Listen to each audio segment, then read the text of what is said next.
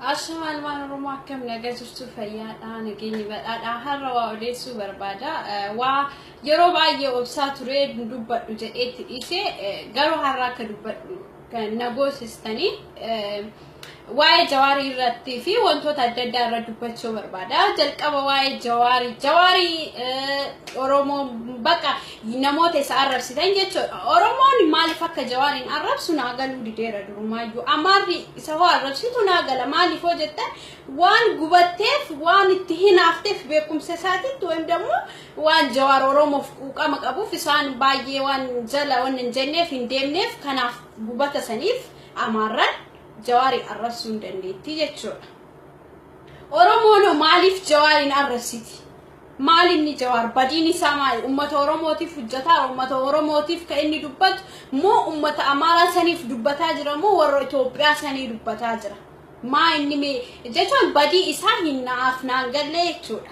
Tokkoffaan yoo hinaaftan yoo isa caalla jettan hujjadhaati beekumsa keessan san ka isa caaltanii nutti agarsiisa yeroo san immoo hin jaalatamtanii jechuudha akka Jawaar hujjate olitti hujjadhuuti Jawaariin caaliti namatti agarsiisi yeroo san beekumsan qabda si jaalachuu danda'a uummanni jechuudha isinii galee lammaffaa immoo Biftu Gadaa Goobanaati yeroo baay'ee Jawaarii arrabsiti misraaqii ijoollee tokko jiranii sababa Jawaariin arrabsaniif jettanii waan sababa Biftuun Jawaariin arrabsiteef jettanii isin ijoollee Wallaggaa arrabsuun qabdani maaliif hoo jettan Biftu Gadaa Goobanaa takkittitu ummata kaan arrabse waan dammo Jawaariin arrabse malee nama biraati miti ka Jawaarii arrabse ka ummata biraa arrabse Biftu Gadaa Goobanaa Wallaggaa waan taateef akkana Jawaarii arrabsite jettan miti kanaafi miti isii takkitti arrabsuu dandeetta Wallaggaa immoo hin ilaalchistullee bakka illee buutu sin jechuu barbaada anamma fakkeenyaaf Arsii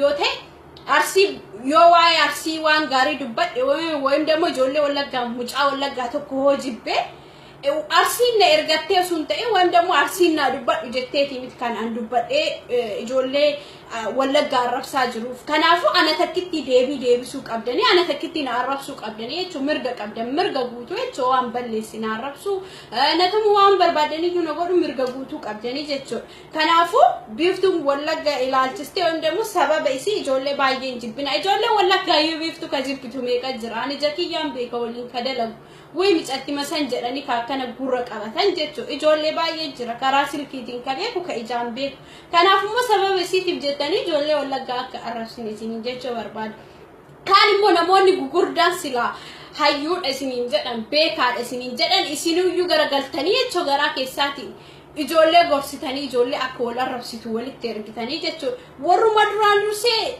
duruma keessanirraa jalqabdanii warra waan gandummaa baratetu ijoolleellee gandummaa barsiisee wal jibbisiisa jechuudha. An fakkeenyaaf Arsii keessa hoo guddadhee dhaladhee jiraadhe aadaa Arsii san hin beeka aadaa Arsii barachuu hin barbaadu. Ammataa kiyya jechuudha. Yoon barbaadillee aadaa Harargee, aadaa Shawaa, aadaa Jimmaa, aadaa biraa jechuudha. Aadoota biraa barachuu barbaada malee aadaa keessa guddadhe waan dammo waan kiyya qofa jaalachuu sun ta'in waan Oromoota biraa jaalachuuf Oromummaaf qofa deeme Oromoota biraa wanti isaan hojjetan seenaa isaanii maal jedhee barachuu qaba malee bakka Arsii jaalachuu qabu. Wallaggaan qofa jaalachuu qabu kun immoo baay'ee badaadha.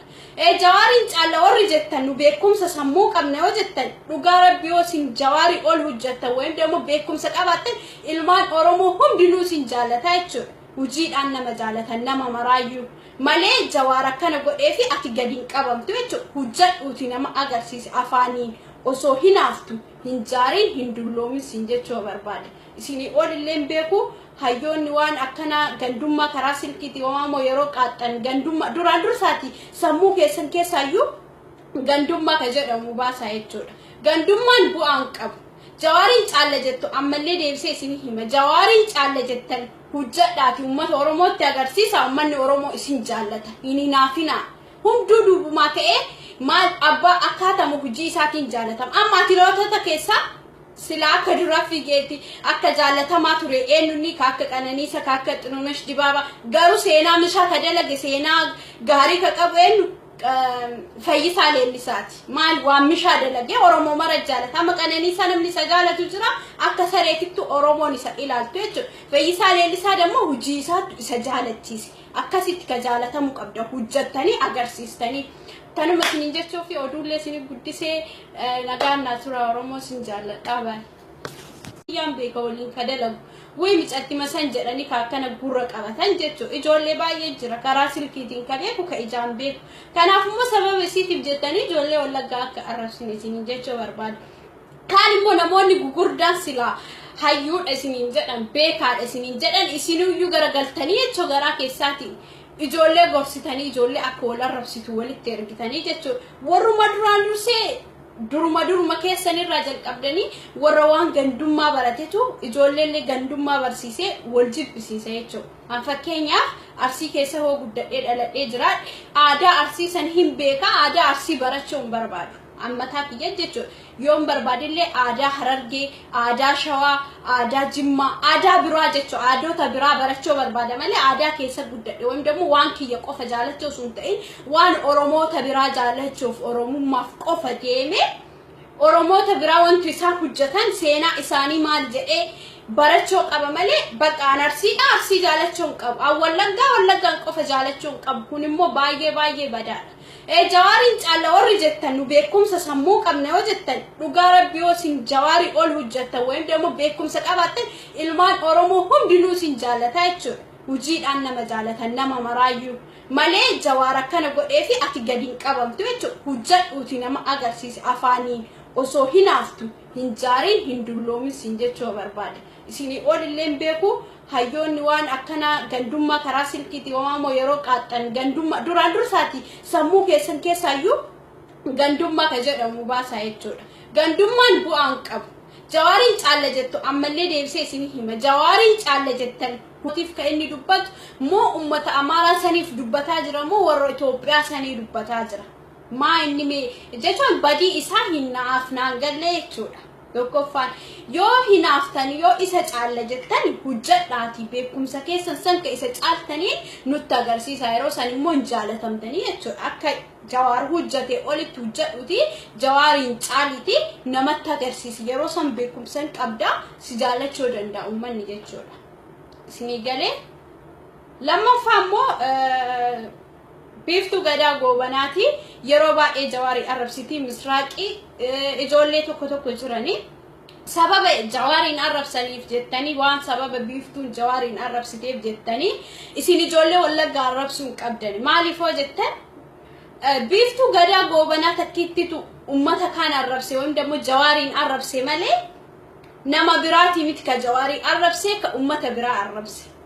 Biiftuu Gadaa Goobanaa Wallaggaa waan taateef akkana Jawaarii arrabsite jettan miti kanaafi miti isii takkitti arrabsuu dandeetta. Wallaggaa immoo hin ilaalchistullee bakka illee hin buutu sin jechuu barbaada. Ana amma fakkeenyaaf Arsii yoo ta'e Arsii yoo waa'ee Arsii waan gaarii dubbadhe wayim demo ijoollee Wallaggaa mucaa Wallaggaa tokko hoo jibbee Arsiin na ergattee sun ta'e waan demo Arsiin na dubbadhu jetteeti miti kan an dubbadhee ijoollee Wallaggaa arrabsaa jiruuf. Kanaafuu ana takkitti deebisuu qabdanii ana takkitti na arrabsuu qabdanii jechuun mirga qabdan mirga guutuu jechuun waan balleessi na arrabsuu natamu waan barbaadanii yoo godhu mirga guutuu qabdanii jechuudha. Kanaafuu Biiftuun Wallaggaa ilaalchistee waan demo sababa isii ijoollee baay'een jibbina ijoollee Wallaggaa yoo Biiftuu ka jibbitu meeqa jira ani jakki Ashamaan waan Oromoo akkam nagaa jirtu fayyaadha nageenyi badhaadha har'a waa odeessuu barbaada waa yeroo baay'ee obsaa ture dubbadhu jedheetti dhiise garuu har'a akka dubbadhu kan nagoosistanii waa'ee Jawaarii irratti fi wantoota adda addaa irra dubbachuu barbaada. Jalqaba waa'ee Jawaarii Oromoo bakka namoota isa arrabsitan jechuudha. Oromoon maaliif akka Jawaariin arrabsu naa galuu dideera durumaayyuu. Amaarri isa hoo arrabsitu naa gala maaliif hoo jettan waan gubatteef waan itti hinaafteef beekumsa isaatiitti wayim demo waan Jawaar Oromoof quuqama qabuuf isaan baay'ee waan jala waan hin jenneef hin deemneef kanaaf gubata saniif Amaarran Jawaarii arrabsuun dandeetti jechuudha. Oromoon maaliif Jawaariin arrabsiti? Maalinni Jawaar badiin isaa maali? Uummata Oromootiif hojjetaa uummata Oromoo